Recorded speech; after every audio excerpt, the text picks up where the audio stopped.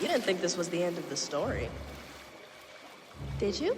Uma, you were totally right when you said that the story wasn't over, but your revelation had us scrambling for clues and trying to piece the puzzle together. Some people thought you'd be the big bad of Descendants 3. But we knew that you had a heart of gold hidden in your treasure chest. We're so happy that you and Mal were able to bury the hatchet and become friends again. But don't get too close or you'll make Evie jealous. She's Mal's #1 gal pal after all. There was no way of knowing what would happen in Descendants 3. Some of the film's trailers threw us off completely. Still, many diehard fans came up with convincing theories that totally checked out. Here are 10 D3 fan theories that turned out to be true. We could try to be friends. Put our history behind us and celebrate our differences.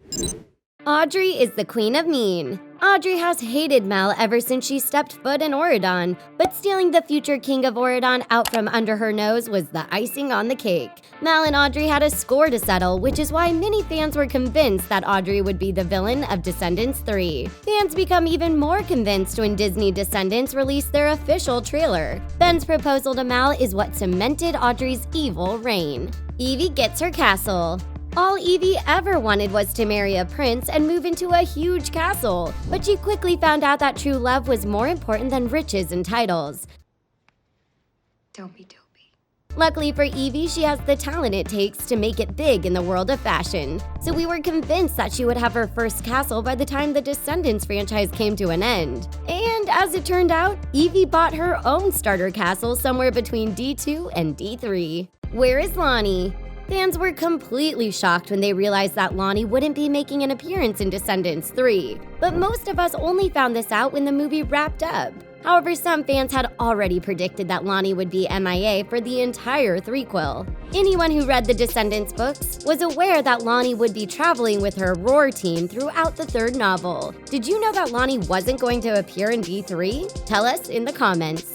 Hades is Mal's dad. The entire internet was buzzing with theories about who Mal's father could truly be. Although Maleficent had told Mal that her dad was a human, it turns out that Mal knew who her dad was all along. The Under the Sea short story gave us a lot to go on, but in the end, the glowing blue orb gave Hades' identity away. Hi, Dad.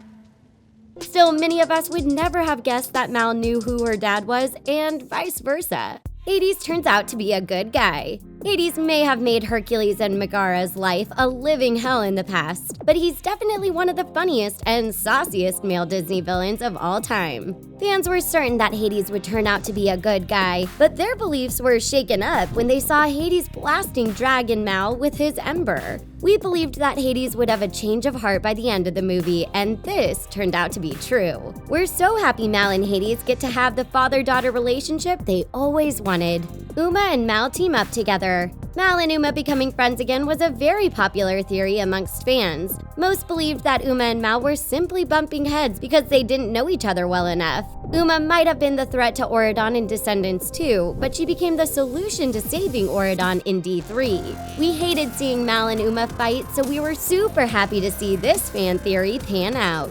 Maleficent the Lizard.